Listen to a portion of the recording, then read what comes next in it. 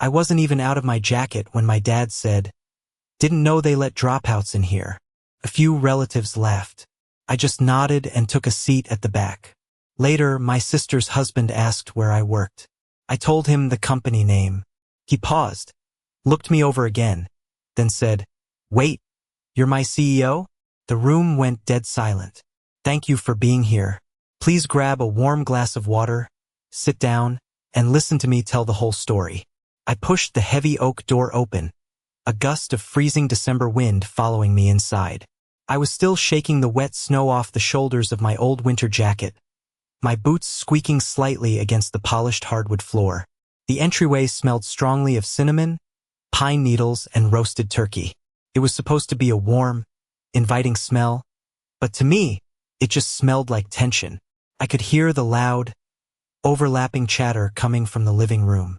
Glasses clinking, booming laughter, the sound of a family that functioned perfectly fine without me. I hung my jacket on the brass rack. As I stepped into the archway of the living room, the conversation didn't stop immediately. It just shifted. Eyes darted toward me. My dad, David, was sitting in his favorite leather recliner by the fireplace, swirling a glass of amber liquid. He didn't smile. He didn't stand up to greet his son. He just looked me up and down, taking in my faded jeans and scuffed boots, his upper lip curling into a familiar sneer. "Didn't know they let dropouts in here," he muttered. He didn't shout it, but in that room his voice carried perfectly. A few relatives, including my Uncle Robert, let out a low chuckle. It was a practiced laugh, the kind you give when you all agree on an inside joke that has been running for over a decade. I didn't say a word. I just gave a tight, polite nod, as if I completely agreed with his assessment of my life, and walked past them. I found an empty chair at the very back of the dining table, right next to a drafty window, and sat down. I told myself to just breathe. I was only here to make a brief appearance, eat a plate of food, keep my head down, and disappear back into the night. But things rarely go as planned in this family. An hour later, we were all seated for dinner. The table was packed with aunts, uncles, and cousins. Directly across from me sat Matthew. He was my sister Chloe's husband. We had never really spoken much. He was a corporate guy, always wearing crisp shirts and talking about quarterly projections. During a lull in the conversation, he leaned forward, stabbing a piece of turkey with his fork. "So, Mason," Matthew asked, his tone casual, almost patronizing. "Where do you work anyway?" "Still doing odd jobs." I paused. I looked down at my plate, then back up at him. I was so incredibly tired of shrinking myself to fit their narrative. I didn't want to lie anymore. "I work at Nexus Financial," I said calmly. Matthew stopped chewing. He blinked hard, his brow furrowing as he processed the name. "Nexus? That's where I work." He put his fork down, his eyes narrowing as he looked me over again. He took in my messy hair, my unbranded sweater. "What department are you in?" "I'm not in a department," I replied. Matthew stared at me. He pulled out his phone beneath the table. I watched his face illuminated by the harsh blue light of the screen. His eyes widened. He looked at the screen, then back at me. His jaw physically dropped. "Wait," Matthew breathed out, his voice cracking. "You're Mason Hawthorne. You're my CEO." The clinking of silverware stopped. The quiet chatter died instantly. The entire dining room went dead silent. You could have heard a pin drop on the thick carpet. To understand that silence, you have to understand the shadow I grew up in. Our household was never a place of unconditional love. It was a scoreboard, and I was perpetually losing. At the top of that scoreboard sat my older brother, Carter. Carter was the golden child. He was everything my parents wanted to project to the world. He got straight A's, he played varsity sports, he went to church on Sundays without complaining, and he knew exactly how to charm my parents' friends. When Carter walked into a room, my dad's chest puffed out with pride. When I walked in, my dad usually checked his watch. I wasn't a bad kid. I just wasn't interested in the standard path. While Carter was memorizing history dates to pass his exams, I was buying bulk candy from the warehouse store and selling it out of my locker at a premium. I was fixing broken laptops for neighborhood kids and charging a flat fee. I understood supply and demand before I understood algebra. But in my house, hustle wasn't respected. Only report cards mattered. The dinner table was always a battleground. My mom, Martha, would serve the food and immediately turn to Carter. "Tell us about your chemistry test, honey," she would say, her eyes shining. Carter would brag about setting the curve. Then, almost as an afterthought, she would look at me. "And Mason, did you manage to stay out of detention today?" It wasn't physical abuse. It was a slow, dripping faucet of emotional neglect. They chipped away at my confidence daily. When it came time for college, the disparity became undeniable. My parents sat us down and announced that they had saved up a substantial college fund. "We are giving the entire fund to Carter," my dad said, crossing his arms. "He has the grades to get into a top-tier university. It's an investment in a guaranteed future. Mason, you'll have to take out loans or figure it out. We aren't wasting good money on someone who barely applies himself." I sat there, staring at the grain of the wooden table. I didn't argue. I just nodded. I realized then that in their eyes, I wasn't an investment. I was a liability. Carter got the tuition, the new car, the nice apartment near campus. I got a bus ticket and a stack of financial aid forms. I promised myself I would work harder than anyone else to prove them wrong. I took double shifts at a diner. I coded websites late into the night.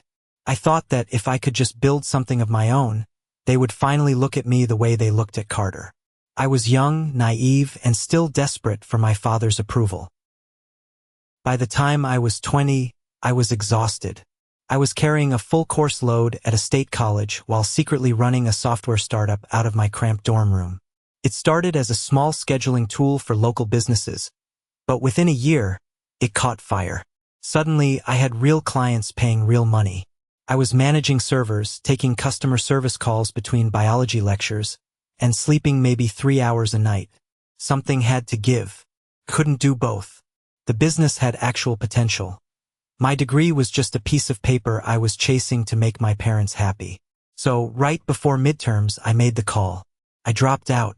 I drove home that weekend to tell them. I thought they would listen to reason. I brought my laptop.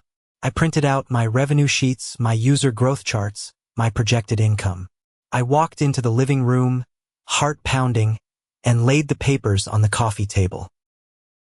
"Mom, Dad, I need to tell you something." I started, keeping my voice steady. "I withdrew from my classes. My business is taking off. I have clients. I'm actually making money, real money. I need to focus on this full-time." My dad looked at the papers on the table like they were covered in dirt. He didn't even pick them up. His face turned a dark shade of red. He stood up, towering over me. "You quit," he said, his voice a low, dangerous rumble. "No, Dad, I didn't quit. Look at the numbers. I'm transitioning into—" "You quit," he roared, slamming his hand on the table. The coffee mugs rattled. "You threw away your education to play on your computer. You have absolutely no discipline, Mason. You are a lazy, ungrateful kid looking for an easy way out." My mom started crying. "What are we going to tell the neighbors?" she sobbed, burying her face in her hands. "Carter just got a promotion at his firm, and now we have to tell people our youngest is a college dropout." "Dad, just look at the revenue," I pleaded, holding out a sheet. He smacked the paper out of my hand. It fluttered to the floor.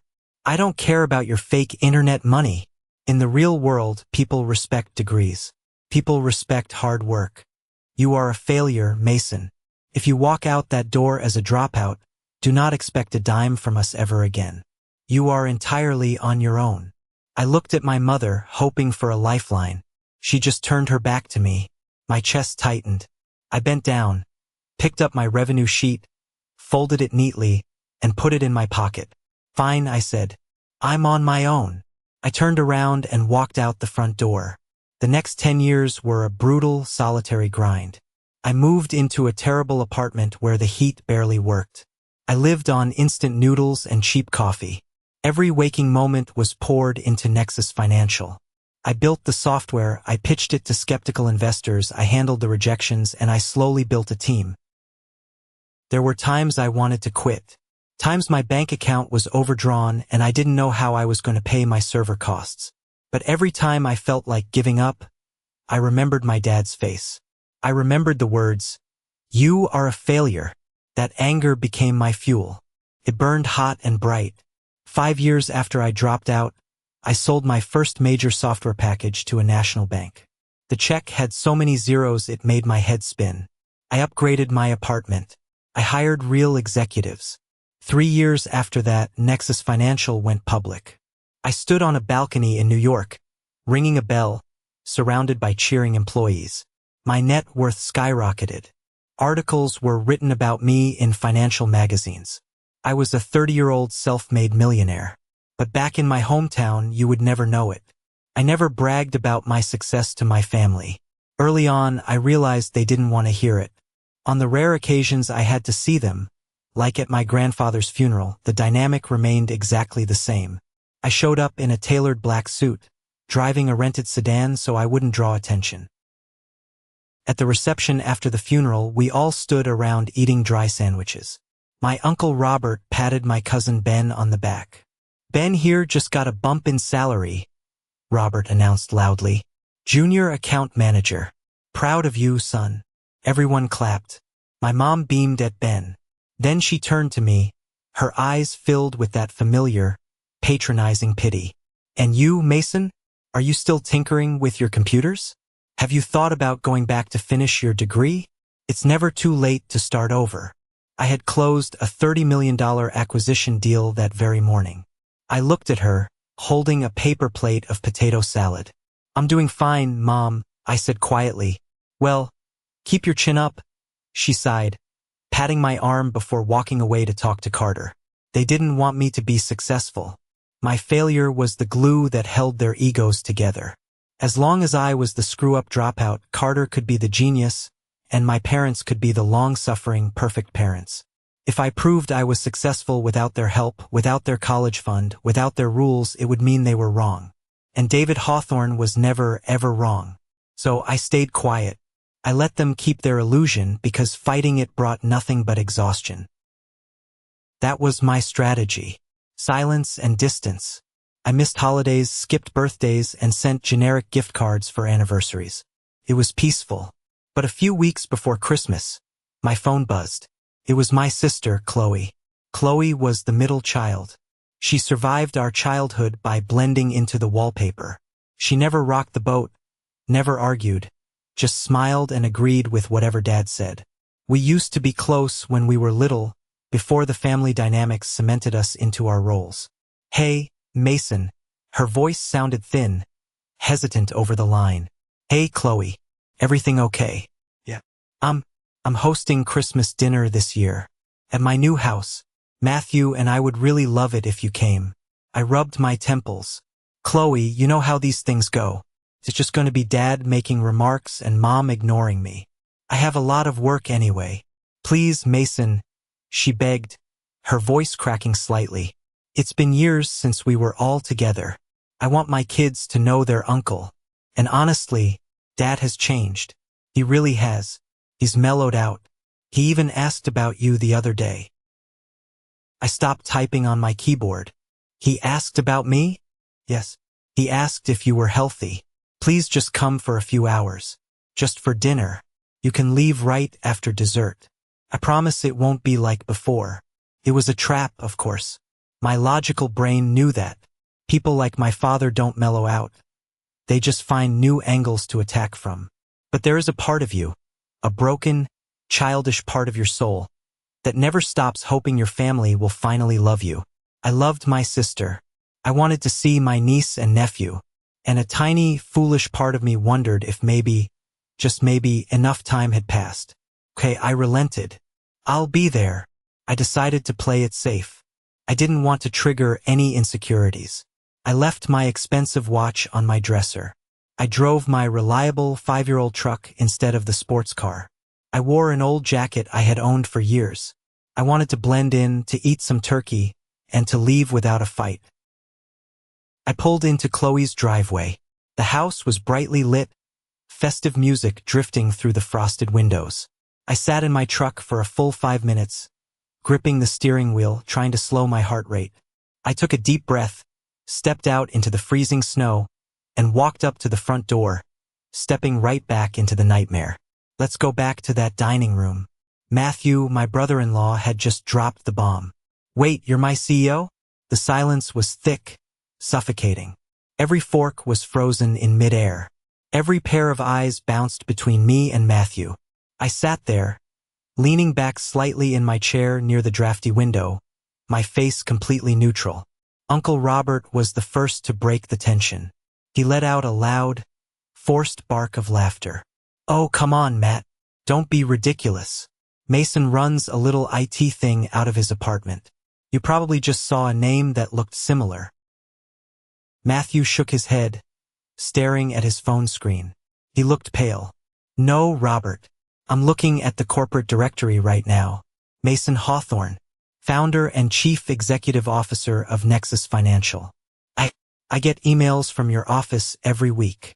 Matthew looked up at me, his eyes wide with a mix of shock and sudden fear. You own the company? I do, I said, my voice steady. My cousin Ben scoffed, shifting uncomfortably in his seat. So what? Anybody can register an LLC online for $50 and call themselves a CEO. It doesn't mean it's a real business. Nexus has 2,000 employees. Ben, Matthew shot back, his voice rising defensively. We just opened a branch in London. It's a massive firm. My dad slammed his fist onto the table. The silverware clattered. The veins in his neck were standing out. He looked absolutely furious. Not proud. Not surprised. Furious. Enough, David barked. He pointed a thick finger at me. So you made a few bucks on the internet. Big deal. Being a CEO of some tech fad doesn't mean you have any actual life skills, Mason. It doesn't mean you know the value of hard work. You still quit school. You still took the easy way out. Money doesn't buy character. I stared at him. The sheer mental gymnastics he was doing to maintain his superiority was almost impressive. I had built a multi-million-dollar empire from scratch, and in his mind, I was still the lazy kid who needed a lecture. I've worked 80-hour weeks for 10 years, Dad, I said, keeping my tone perfectly even. There was nothing easy about it. Don't talk back to your father. My mom snapped, her face flushed red. Why didn't you tell us? Why did you hide this? You just sit there, letting us worry about you, deceiving your own family. You've always been so secretive and selfish. I felt my jaw tighten. You never asked, Mom. In 10 years, you never once asked me what I actually did for a living. You assumed I was a failure, and I just stopped correcting you. That's not fair, Mason, Carter chimed in. My older brother leaned back in his chair, swirling his wine glass. He wore a designer cashmere sweater and a look of supreme arrogance. We didn't assume anything. We just went by the facts. You dropped out. You vanished. If you were actually doing something worthwhile, you would have shared it. You hid this because you wanted to embarrass us tonight. You wanted a dramatic reveal to make yourself feel superior. Carter, that's not true, I started. Actually, Matthew interrupted. His voice was shaky, but he stood up slightly. Everyone turned to look at him. Matthew swallowed hard. Actually, I need to say something. During the pandemic, when the markets crashed, our competitor laid off 30% of their staff. We were terrified. Matthew looked at me, a newfound respect in his eyes. But Mason, the CEO, he sent out a company-wide memo. He cut his own salary to zero. He slashed the executive bonuses. And he promised that not a single employee would be let go. And he kept that promise. He saved a lot of families. He's a good man. For a second, nobody spoke. I looked at Matthew, appreciating the gesture, but I knew immediately he had made a terrible mistake. You do not praise me in front of David and Carter. Carter's face went rigid. His jaw clenched so tight I thought his teeth would crack. His own architecture firm had laid off 12 people that year to protect the partner's profits. His ego was bleeding right there on the tablecloth. Oh, how noble, Carter sneered, dripping with sarcasm.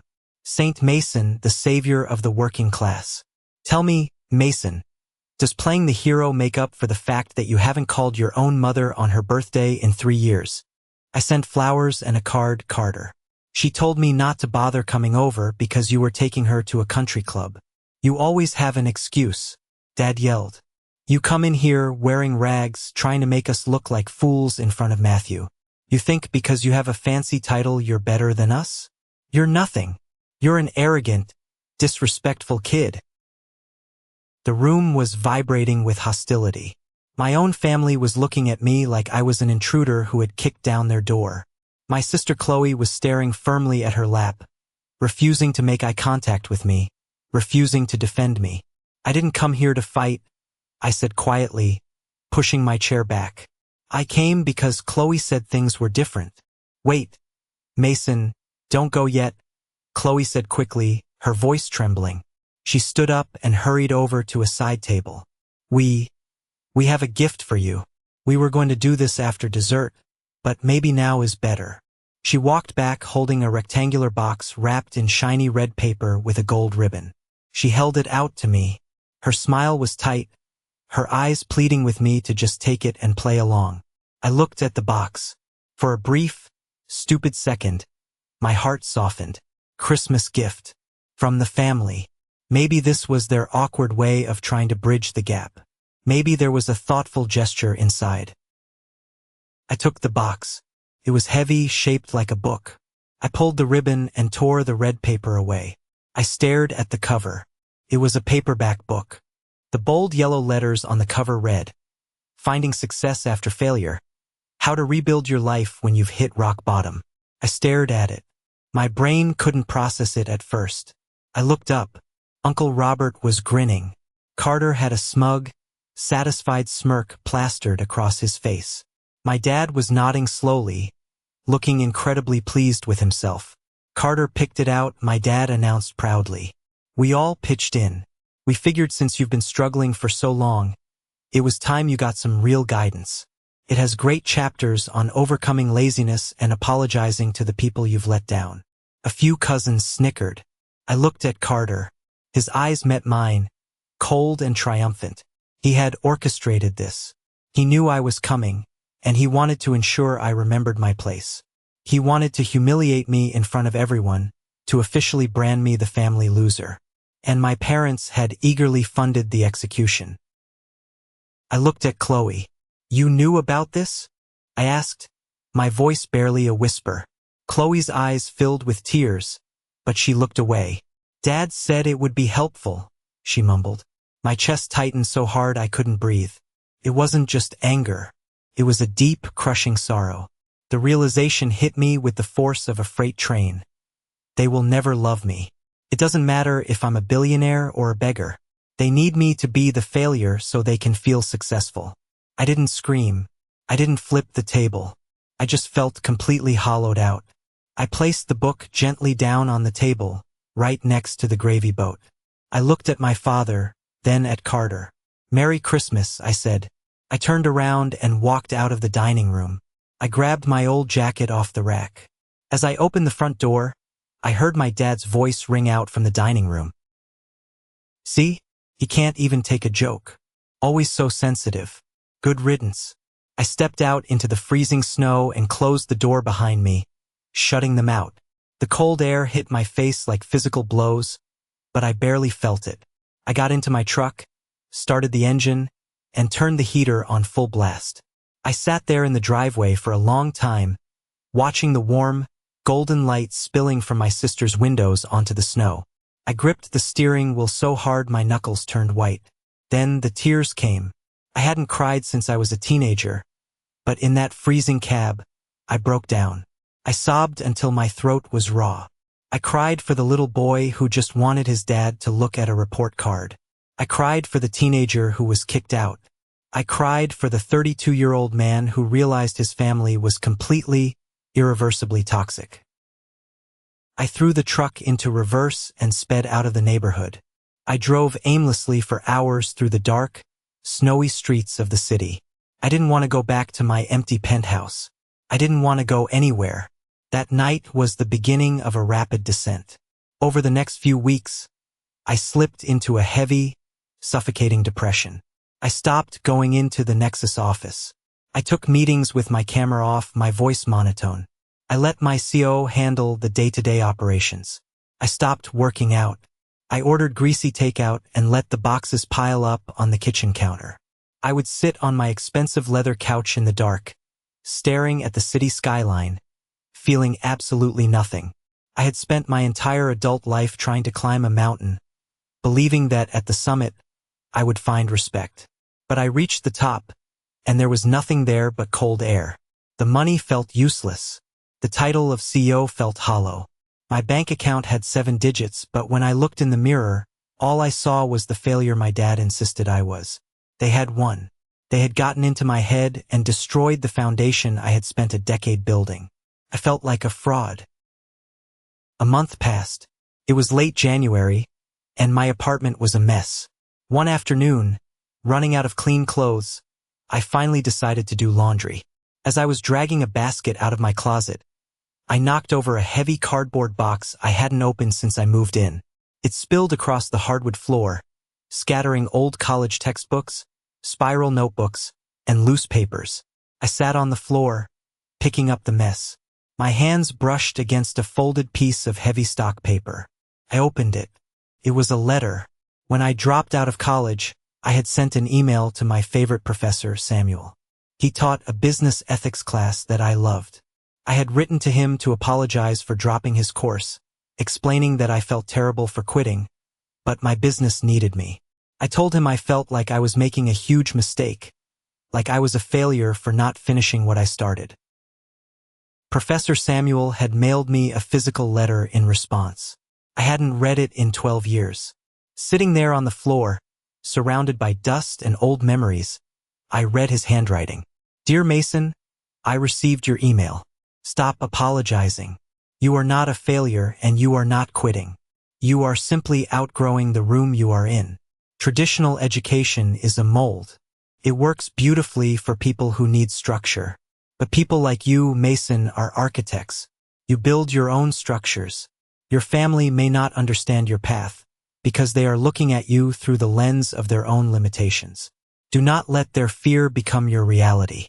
Keep building. The world will catch up to you eventually. Proud of you, Samuel. I read the letter again and again. You are outgrowing the room. Do not let their fear become your reality. Something inside my chest snapped.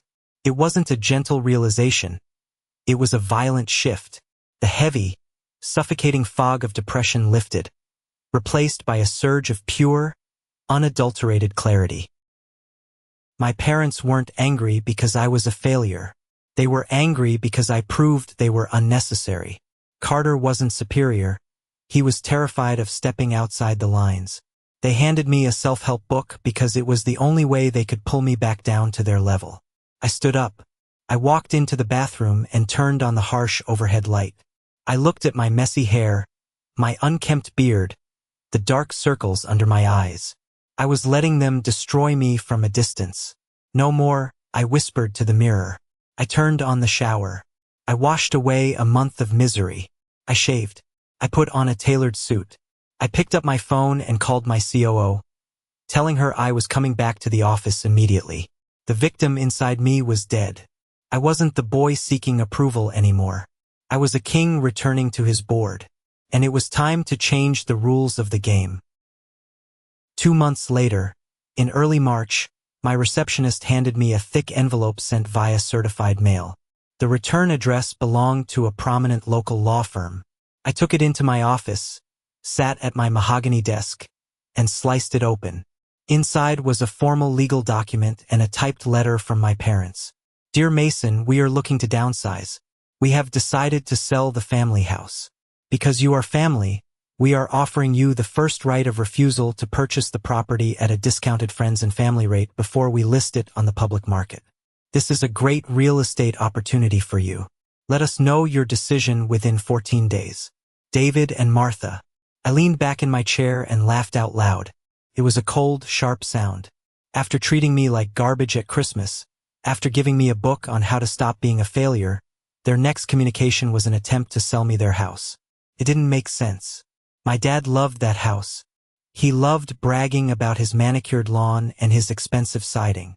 He would never downsize voluntarily. Something was wrong. I don't just run a software company. I run a financial software company.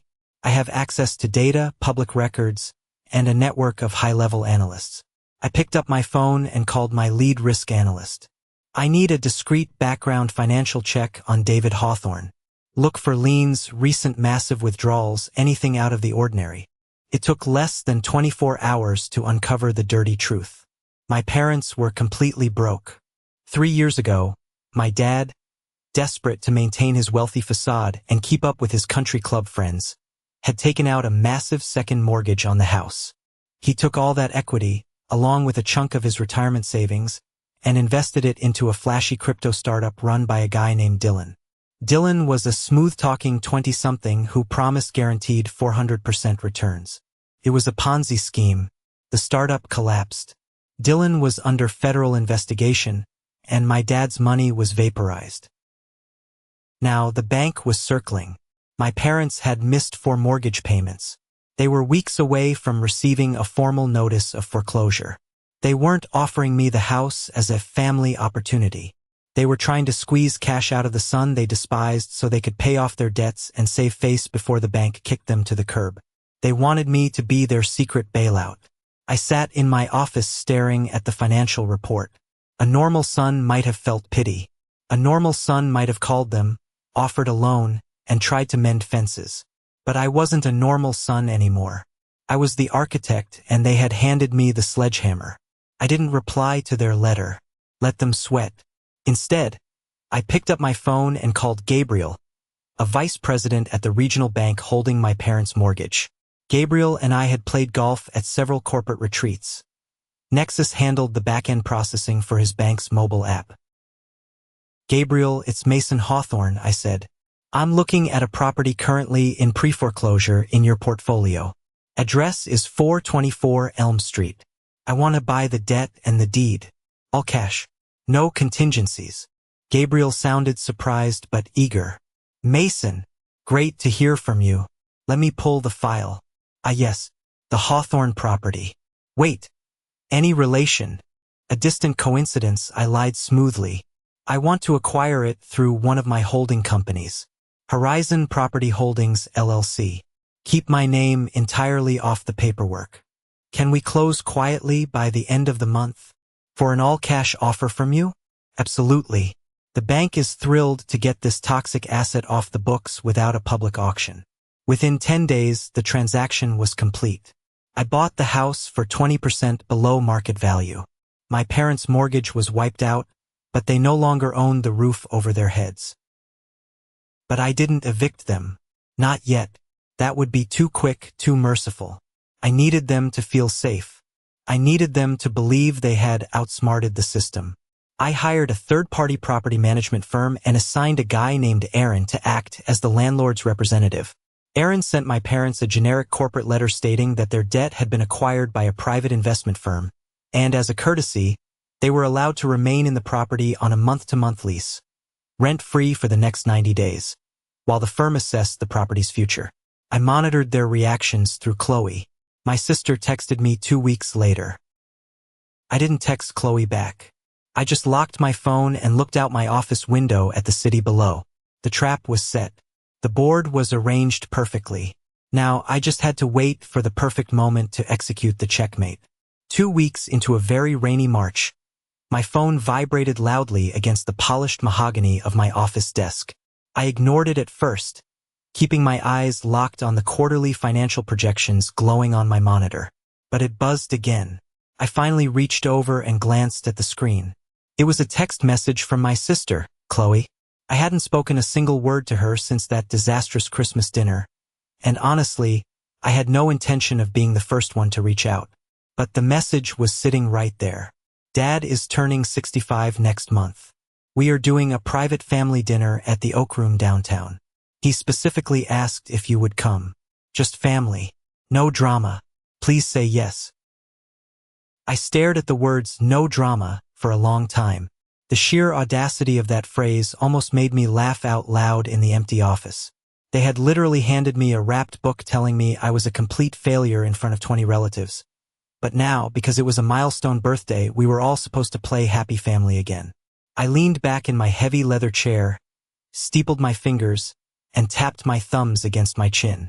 Normally, I would have swiped the notification away and let the silence be my absolute answer. But the board was completely set now. I owned the house they were currently sleeping in. I held the deed in a locked filing cabinet just a few feet away from me, and they had absolutely no idea. This dinner wasn't an obligation anymore. It was an opportunity. It was the perfect stage. "I'll be there," I typed back simply. "Send me the time and the reservation details." About an hour after I agreed to the dinner, my HR director, a sharp woman named Sarah, knocked on my door and walked into my office. She handed me a thick manila folder. It contained an exit interview and a comprehensive background report. Matthew, Chloe's husband, had abruptly quit his mid-level position at my company, Nexus Financial, earlier that week. He didn't give a formal reason to his manager, but he didn't need to. I knew exactly why. His fragile ego simply couldn't handle the crushing reality that the black sheep of his wife's family, the guy they all mocked, was the guy signing his salary checks. But Matthew didn't just quit quietly. He had jumped ship to a small, struggling competitor of ours across town. That wasn't the interesting part, though. The interesting part was what my corporate intelligence team found when they pulled the resume Matthew had used to secure his new job. Matthew had blatantly, recklessly lied. He had claimed on paper that he was a senior executive strategist at Nexus, managing high-level corporate contracts and overseeing 3 regional sales teams. He even claimed he reported directly to the board. In reality, he was a glorified spreadsheet manager in the logistics department who had never once stepped foot on the executive floor. He had used my company's name, my hard-earned reputation, and a fabricated promotion to secure a massive bump in salary that he absolutely did not deserve. I closed the manila folder, feeling a cold smile creep onto my face, and slid it into my leather briefcase. Matthew had just handed me a loaded gun. The night of the dinner, the city was hit with a torrential downpour. I arrived at the Oak Room 20 minutes early. There is a distinct, undeniable psychological advantage to being the first person in the room. You control the territory. You force them to walk into your space. The Oak Room was exactly the kind of pretentious place my father loved. It was dark, incredibly expensive, and intimidating. Thick mahogany paneling lined the walls. Crisp white tablecloths caught the dim lighting. Heavy crystal glasses sat at every setting, and waiters in pristine white coats moved silently in the shadows. It smelled heavily of aged leather, expensive cigars from the lounge next door, and roasted meats. I checked my reflection in the mirror near the entrance. I wore a dark, perfectly tailored charcoal suit. No tie. The fabric was imported, the cut was flawless. I wanted to look sharp, undeniably successful, but completely unbothered by the occasion. I walked into the private dining room Chloe had reserved, took my seat at the absolute far end of the long table, ordered a glass of sparkling water with a twist of lemon, and waited for the show to finally begin. They arrived in a loud, bustling cluster about 10 minutes past the hour. I could hear Uncle Robert's booming, obnoxious laugh echoing down the hallway before the heavy oak doors even opened. They spilled into the private room, shaking rain off their expensive coats and complaining about the city traffic. Uncle Robert walked in first, clapping his hands together. Then came my cousin Ben and his wife, both busy looking at their phones. Then Carter appeared. My older brother strolled in wearing a double-breasted navy blazer that probably cost more than a reliable used car. He had this infuriating, permanent smirk attached to his face, the look of a man who firmly believed he was the smartest and most important person in any room he entered. Finally, my parents walked in. My mom, Martha, was wearing a thick pearl necklace and a tight, practiced smile that didn't reach her eyes. My dad, David, walked a step ahead of her. He puffed his chest out, adjusting his silk tie, looking around the private dining room as if he owned the entire restaurant and was just inspecting his property. The entire group froze for a fraction of a second when they realized I was already sitting there at the head of the table. The chatter died instantly. I didn't stand up to greet them. I didn't wave. I didn't even smile. I just took a slow, deliberate sip of my water, set the crystal glass down silently, and met my father's gaze across the length of the room. "Mason," my dad said, his voice tight and guarded, completely lacking the usual booming authority he tried to project. "Glad you could make it through the storm. Wouldn't miss it, Dad," I replied smoothly, my tone giving away absolutely nothing. Everyone awkwardly took their seats. Matthew shuffled around the table and sat as far away from me as physically possible, keeping his eyes glued to the white tablecloth and nervously adjusting his silverware.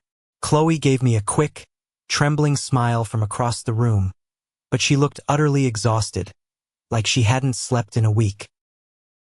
The first hour of the dinner was a masterclass in aggressive, suffocating small talk.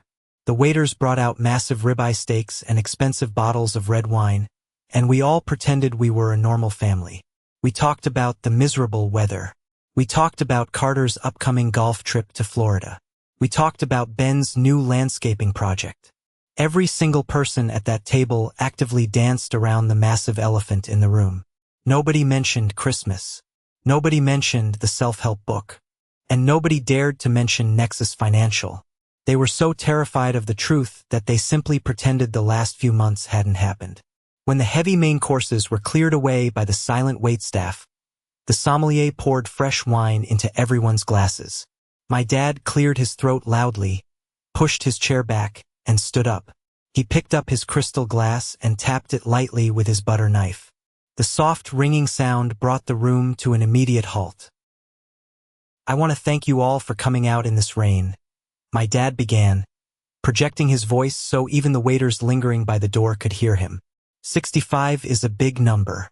It makes a man look back at his life, at what he's built from the ground up. And looking around this beautiful table tonight, looking at my family, I realize I am a very, very wealthy man. He paused for dramatic effect, bowing his head slightly. My mom dabbed the corners of her eyes with a linen napkin. "We've had our ups and downs, like any family," Dad continued, his eyes scanning the room before locking directly onto me. He held my gaze, his face adopting a carefully constructed mask of deep, paternal concern. "I know things haven't always been perfect between us, Mason. I know we haven't always seen eye to eye on how the world works. But I want you to know, right here in front of our whole family, that I have always wanted the absolute best for you. Every hard lesson I taught you, every tough conversation we had, it was all done out of love. We just wanted you to succeed." It was a brilliant, sickening performance. Truly, if you didn't know the ugly truth hiding behind his bank accounts, you would think he was a loving, misunderstood father extending a beautiful olive branch to a difficult, rebellious son. Carter nodded approvingly, taking a slow sip of his expensive wine. My mom reached over and squeezed my dad's hand tightly. Uncle Robert gave a low, affirming hum of agreement. They were all waiting for me to break. They were waiting for the emotional music to swell, for me to lower my head, apologize for being a disappointment, and thank him for his infinite, unyielding grace. I looked at my father. I didn't blink. I just gave a slow, measured nod. "I appreciate you saying that, Dad," I said, my voice completely flat and devoid of any emotion. He smiled, a victorious, self-satisfied grin spreading across his face, and sat back down in his chair. He thought he had won. He thought he had successfully reestablished the old hierarchy. About 10 minutes after my dad's ridiculous speech, the heavy double doors swung open and 3 waiters wheeled in a massive, multi-tiered chocolate cake. The number 65 was burning brightly in large gold sparkler candles. Everyone clapped and sang the traditional birthday song. The cameras on their phones flashed, capturing the perfect illusion. My dad leaned over and blew out the candles to a loud round of applause from the relatives. As the waiters started slicing the cake and passing out the dessert plates, I knew the time had come. I slowly pushed my heavy wooden chair back, the legs scraping slightly against the floor, and stood up to my full height. I picked up my water glass. I didn't tap it with a knife. I didn't ask for their attention. I just stood there in complete silence until the chatter naturally died down, The forks stopped clinking against the porcelain plates, and every single face in the room turned toward me. Before we wrap up this wonderful evening, I started, my voice carrying clearly and calmly across the quiet room. I want to make a quick toast of my own. Dad just spoke eloquently about looking back at what you've built. That concept really resonated with me. As most of you know, I've spent the last 10 years sacrificing everything to build my software company. Took a lot of late nights. But recently, I decided it was time to diversify my portfolio. I've started moving heavily into real estate. A few cousins nodded politely, looking confused. Carter rolled his eyes, clearly bored by the topic, and picked up his phone to check a message. I'm not interested in flipping houses or building strip malls. I continued, pacing slowly behind my chair, keeping my hands casually in my pockets. I'm interested in legacy projects, community spaces, startup incubators specifically designed for kids who don't have massive trust funds, or a guaranteed inheritance, or rich parents to bail them out of their mistakes. Kids who need a real chance to build something from nothing. The room was growing very quiet. My dad was watching me closely now, his jaw tightening, sensing a shift in the atmosphere. Actually, I said, stopping my pacing and looking directly into my father's eyes.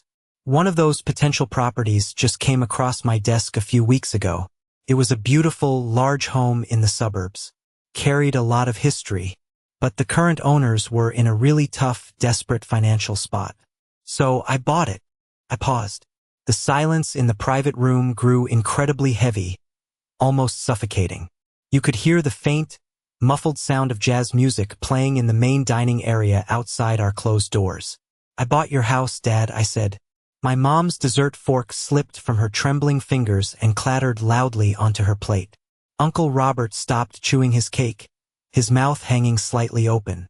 Carter's smug smile instantly vanished, completely replaced by a look of sheer, unadulterated confusion. My dad's face went completely blank, all the color draining from his cheeks. What kind of sick joke is this, Mason?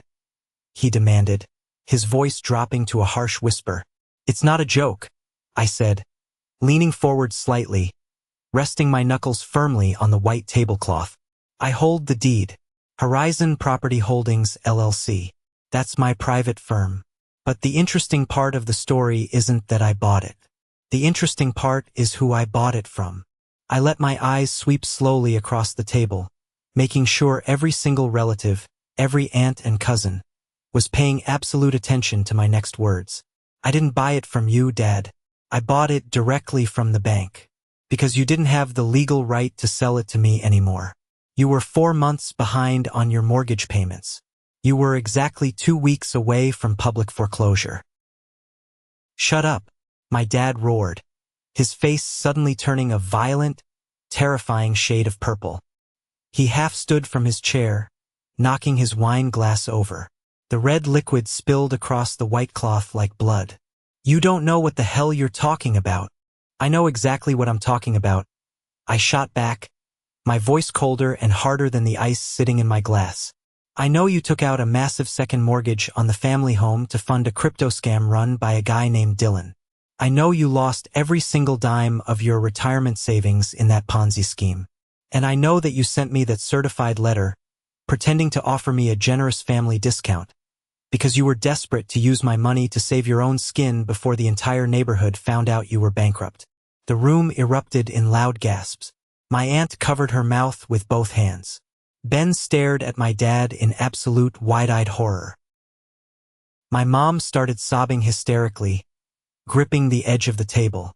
David, tell them he's lying. Tell them right now. But David couldn't speak. He was hyperventilating, his chest heaving, gripping the back of his chair so hard his knuckles were stark white. His perfect, flawless facade, the lie he had protected for decades, had just been completely detonated in front of the very people he spent his entire life trying to impress. You let us stay there, my mom choked out, pointing a shaking, accusatory finger at me while tears ruined her makeup. That letter from the management company last month. That was you. You've been our landlord this whole time and you didn't say a word. Yes, I said calmly, standing perfectly still amidst the chaos. I paid your property taxes. I paid the utility bills. I kept the heat on and a roof over your head. Because unlike you, I don't kick my family out into the freezing cold the second they fail. Carter stood up abruptly, his chair scraping violently against the hardwood floor. He looked frantic, trying to salvage the situation. You arrogant piece of trash, he spat, pointing aggressively at me. You planned this.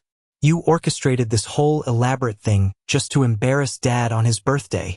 You're a sociopath, Mason. Sit down and shut your mouth. Carter. I snapped, my voice cracking through the room like a whip. For the first time in my entire life, I didn't back down from my older brother. I stared right through him, projecting every ounce of executive authority I possessed. You do not get to take the moral high ground here. You sat at a dining table on Christmas Day and laughed while you handed me a book about being a failure. You actively tried to humiliate me. The only difference between us is that your humiliation was built on lies and jealousy. Mine is built on certified bank records. Carter opened his mouth to yell back, but nothing came out. He looked at the faces of the relatives around the table, realizing nobody was going to defend him. He slowly, defeatedly sank back into his chair. I turned my attention back to my father. He looked 20 years older than he had when the dinner started. He looked incredibly small, deflated, broken. I didn't do this to destroy you, Dad, I said, the sharp anger draining from my voice, leaving only a cold, businesslike detachment. I did this to take back control of my own life. For 12 years, you used your money, your house, and your conditional approval as weapons to keep me pinned beneath you. Now you have no money, you have no house, and I no longer care about your approval. The power dynamic is permanently over. We are your parents, my mom wailed, burying her face in her hands, her shoulders shaking violently. You can't do this to us. Where are we supposed to go? We don't have anything left. You have 60 days, I stated clearly, reaching into my inside jacket pocket. I pulled out a folded, notarized legal document and tossed it casually onto the center of the table. It slid across the wood and came to a stop right next to the ruined birthday cake. That is your formal, legal notice to vacate the premises. After 60 days, my construction crews move in. I am gutting the interior of that house. I'm turning it into a collaborative workspace for young kids who have big ideas but no support system. I am going to fill that house with exactly the kind of people you threw away. You're evicting us, Dad whispered, his voice trembling with a chaotic mix of helpless rage and absolute disbelief. Your own flesh and blood. You are putting us on the street. I am reclaiming a property. I corrected him, my expression unyielding. You evicted me a long time ago. I felt like I was attending a funeral for the family I never really had every time I walked into that house. This is the moment that changes everything, the moment I finally took back control of my life. Thank you so much for your patience and for staying with me until now. You've been amazing. Please give this video a like and comment one below to let me know you've made it this far. Not only does this help more people find this story, but it also lets me know that my experiences truly mean something to someone. Your support is my greatest motivation to keep sharing the rest of this journey. My dad couldn't take it anymore. The reality of his complete financial and social ruin was suffocating him. He pushed his chair back so violently it tipped over backwards and crashed onto the floor. He didn't look at me. He didn't look at his brother or his favorite son. He just turned, his head bowed, and stormed out of the private room, the heavy oak doors swinging wildly shut behind him. My mom scrambled awkwardly to her feet, grabbing her expensive designer purse. She shot me a look of pure, unadulterated venom. You are dead to me, she hissed through her tears, before running out into the hallway after him. Within 5 minutes of my parents fleeing the restaurant, the private dining room was almost entirely empty. Uncle Robert, Ben, and the rest of the cousins awkwardly excused themselves, hastily throwing cash on the table for their drinks. They were unable to make eye contact with me. They rushed out the door like they were fleeing a burning building, desperate to distance themselves from the blast radius of my father's ruined reputation. The only people left in the quiet, messy room were Chloe and Matthew. They were sitting frozen at the table, surrounded by half-eaten cake and spilled wine. Chloe had mascara running down her cheeks, silently crying into a linen napkin. Matthew looked pale and clammy, like he was going to be physically sick right there on the carpet. I picked up my leather briefcase from the floor and popped the brass latches. I reached inside and pulled out two thick, unsealed white envelopes. I walked slowly around the long table, my footsteps muffled by the carpet, and stopped directly behind Chloe's chair. I placed the first envelope gently on the table in front of her. "What is this?" she whispered, her voice thick and raspy with tears. She stared at the blank envelope like it was a bomb. "It's a college fund," I said softly, crouching down slightly so I was closer to her eye level. "It's a legally binding trust document for your kids. Their tuition is completely covered, wherever they eventually want to go. State school, Ivy League, trade school, it absolutely doesn't matter.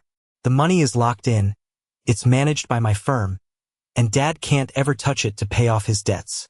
Chloe looked up at me, her eyes wide with shock and confusion. "Mason, after everything that just happened tonight, after the way we treated you, why would you do this?" "Because you're my sister," I said, meaning every word.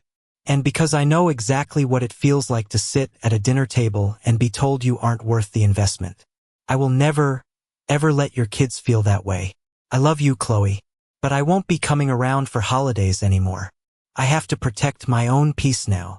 She let out a broken, agonizing sob and reached out, gripping my hand tightly with both of hers. I squeezed back firmly, letting her know I meant it, then gently pulled my hand away. I took 2 steps to the right and stood directly behind Matthew. He stiffened immediately, staring straight ahead at the blank wall, practically holding his breath. I dropped the second envelope right onto his dirty dinner plate. It landed with a soft thud. "Matthew," I said, my voice dropping the warmth I had for my sister and returning to that cold, calculating executive tone. "Inside that envelope is a printed copy of the resume you submitted to your new employer. The one where you lied extensively about being a senior executive at Nexus. Also in there is a draft of an email from my corporate legal team, prepared to send directly to their HR department, outlining exactly what you actually did for me." Matthew closed his eyes tight. A bead of sweat rolled down his temple. "Please, Mason," he whispered, his voice cracking in terror. "We have a mortgage. We have the kids. Don't destroy us. Open your eyes and listen to me very carefully," I commanded. He opened them, looking up at me like a terrified animal. "You used my company's name and my hard work to illegally inflate your worth," I said. "But I'm going to give you a choice. Option 1.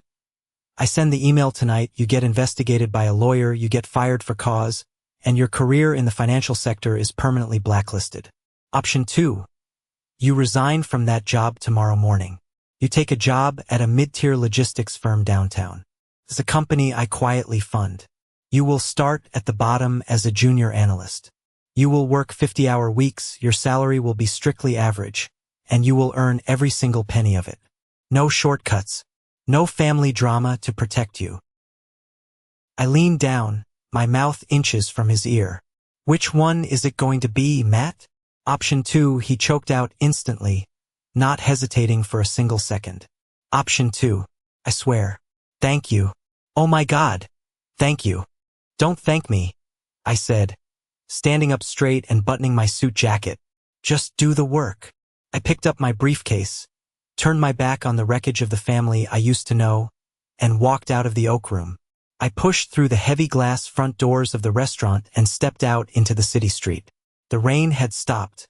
The April night air was crisp, cool, and incredibly clean. I took a deep, long breath, filling my lungs completely. I looked up at the sky, watching the city lights reflect against the low, breaking clouds. I didn't feel angry anymore. I didn't feel petty or vindictive. I just felt an overwhelming, profound sense of peace. The heavy, invisible chain I had been dragging around my neck for 12 miserable years was finally broken. I was free. 6 months passed quickly. The humid summer faded, and the leaves on the trees outside my corner office window turned from a bright green to a vibrant autumn orange. A lot can change in 6 months when you finally stop letting the ghosts of your past dictate your future. My mental and physical state had completely transformed. The heavy fog of depression that had clung to me since that awful Christmas dinner was entirely gone. I was sleeping a solid 8 hours a night. I was back in the gym lifting weights every morning. I was leading Nexus Financial with a renewed, laser-like focus and a much lighter heart. I had finally realized a fundamental truth. True success isn't about proving your haters wrong. It's not about revenge or showing off your bank account. True success is about taking the pain you survived and using it to make sure someone else doesn't have to go through the exact same thing. With that in mind, I started spending my Tuesday and Thursday afternoons away from the corporate skyscraper. I would go sit at a small, independent coffee shop near the local university campus. I wasn't there to drink overpriced lattes. I was there to mentor. That's exactly where I met Julian. Julian was a 19-year-old kid in a worn-out, faded gray hoodie, sitting in the corner booth by the window, furiously typing lines of code into a cheap laptop that looked like it was held together by duct tape and hope. The very first time I saw him, I felt a strange pang in my chest. I saw a lot of myself in him. He was brilliant, incredibly scrappy, and completely, utterly unsupported by his family. His parents didn't understand technology. They wanted him to drop his silly computer games and take a safe, minimum-wage job at a local shipping warehouse. I bought him a sandwich one afternoon and sat down across from him. I asked to look at his code. He was building a mobile app designed to help low-income families navigate the incredibly complex maze of medical insurance claims and hospital billing errors. The code was messy, and the user interface was clunky, but the core idea was pure gold. It had massive potential. Over the next few months, I slowly became the father figure to Julian that David Hawthorne never was to me. I didn't just write him a check and wish him luck. I gave him my actual time. I sat with him for hours showing him how to build a clean, professional pitch deck. I taught him how to calculate burn rates and customer acquisition costs. I role-played high-pressure investor meetings with him in my boardroom until he stopped nervously staring at his shoes and started speaking with real conviction and authority. In late October, the big day arrived. I sat quietly in the back corner of a brightly lit conference room while Julian stood at the front, pitching his healthcare app to a group of heavyweight angel investors I had personally introduced him to. I watched him work the room. He absolutely nailed it. He was confident, passionate, and armed with bulletproof data that we had spent weeks refining. By the end of the 45-minute meeting, he had secured $500,000 in seed funding to launch his company. As soon as the investors shook his hand and left the room, Julian ran over to me, tears streaming down his face, and practically tackled me in a massive hug. "We did it, Mason." They said yes. They actually believe in it. I hugged the kid back, feeling a massive, unexpected lump form in my throat. Watching Julian succeed, knowing I had a direct hand in lifting him up and validating his worth, gave me a high that no corporate buyout or personal stock surge ever could. I realized in that moment that I wasn't just building software anymore. I was building people. I had finally healed the broken, rejected kid inside of my own heart by becoming the mentor I had always desperately needed when I was 20 years old. As for my biological family, I didn't actively seek out information about them. I didn't hire private investigators or stalk their social media. But when you operate in the upper echelons of a city's business network, news has a way of trickling back to you whether you want it to or not. I certainly didn't gloat about their misfortune, but I couldn't ignore the universe forcefully balancing the scales. My parents moved out of the Elm Street house exactly on day 60, right at the legal deadline. With their massive house gone and their life savings completely wiped out by the crypto scam, they had to face a brutal new reality. I heard through an old neighbor who ran into them at a grocery store that they had moved into a small, cramped, 2-bedroom rental apartment on the far industrial outskirts of the city. But for people like my parents, the hardest hit wasn't financial. It was purely social. My dad could no longer host his fancy, catered summer barbecues to show off his lawn. He couldn't brag at the country club because he could no longer afford the exorbitant monthly membership dues, and his friends quickly stopped calling when the free drinks stopped flowing. The grand illusion of his superiority was completely shattered, and without that illusion, he had absolutely nothing left to stand on. His entire identity dissolved. Carter's shining, golden armor didn't protect him from reality either. Without our dad's money to back his early business ventures and bail him out of his mistakes, Carter's extreme arrogance finally caught up with him. He got deeply involved in an ugly internal lawsuit at his prestigious architecture firm after trying to maliciously take credit for a junior partner's award-winning design. The firm's board investigated, uncovered a long, documented trail of toxic behavior and client mismanagement, and unceremoniously fired him. To make matters worse, the stress of the scandal caused his wife to file for divorce, leading to a nasty, drawn-out custody battle over their dog and a mountain of expensive lawyer fees. The last I heard through the grapevine, the former golden child of the family was doing sporadic freelance consulting from a rented condo and struggling to keep up the lease payments on his luxury SUV. He had lost his promotion, his marriage, and his pride. Matthew, to his credit, actually kept his word. He didn't try to fight the ultimatum. He took the junior analyst job at the logistics firm I quietly backed. He swallowed his pride, kept his head down, worked grueling 50-hour weeks in a cubicle, and provided a stable, honest living for Chloe and the kids. Knowing that I was the invisible hand behind his modest paycheck kept his ego firmly in check. He was learning the value of hard work the hard way. Chloe sent me a brief, unexpected text message on Thanksgiving morning. It read, "Thank you for the trust fund. The kids are doing great in school. They miss you. I finally understand why you stay away. I see them for who they really are now. I'm sorry." I stared at the message for a few minutes while my morning coffee brewed. I didn't reply to her, but I didn't delete the message either. I just let it be. I was glad she was waking up to the reality of the family dynamics, but I wasn't ready to reopen those doors. The toxicity was finally contained. The infection was cut out of my life, and I was going to keep it that way. I spent that Thanksgiving eating a fantastic steak dinner with Julian and a few other founders, surrounded by people who built each other up instead of tearing each other down. On a quiet, snowy morning in late December, exactly 1 year to the day after that fateful Christmas dinner where I was handed the self-help book, I drove my truck down Elm Street. The neighborhood looked exactly the same, covered in a pristine blanket of white snow.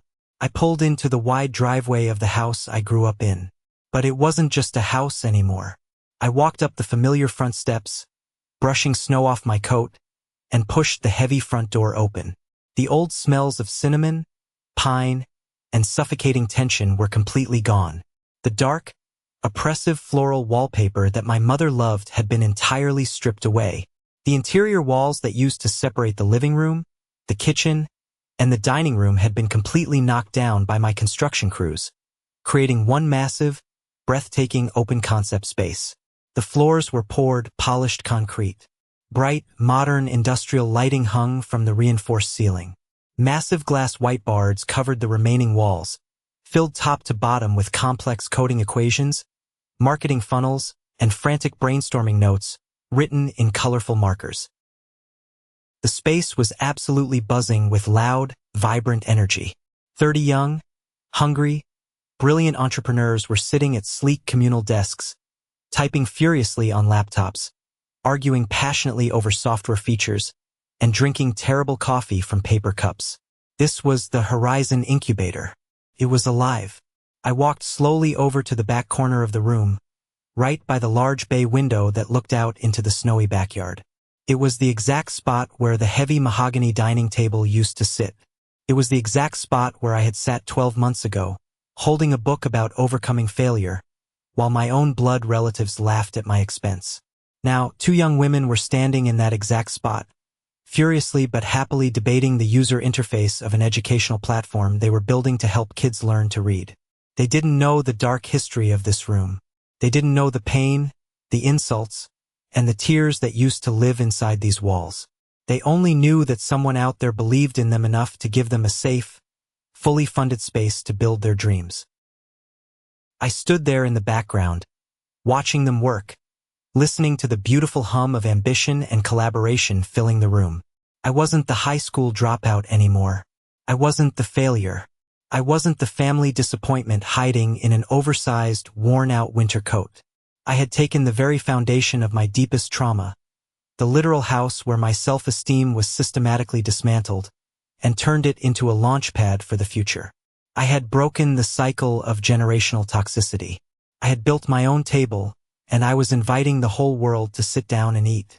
I am Mason Hawthorne, and I am a legacy. Thank you for sticking around and listening to my story. I know it was a long journey, full of ups and downs, but it's one I felt I needed to share with all of you. Family dynamics can be incredibly complicated, and sometimes the hardest thing you'll ever have to do is walk away from the people who share your blood in order to protect your own peace and build your true life. I hope this resonated with you in some way. Have you ever found yourself in a similar situation, where you had to set a massive boundary with toxic family members or prove your worth to people who refuse to see it? Let me know down in the comments below. I read as many of them as I possibly can. Also, if you are hearing my voice right now, that means you made it to the very end of the video. You are officially part of what I call the 1% Club. Please drop a comment with the letter W for winner. It's our secret code, a sign for me to recognize the incredible people who stuck with me through the darkest parts of the story all the way to the light at the end. You guys are the absolute best, and I appreciate every single one of you. If you enjoyed this story, please hit that like button and follow the channel. We're building a strong community of people who refuse to be defined by their pasts. Take care of yourselves, keep building your own tables, and I'll see you in the next video.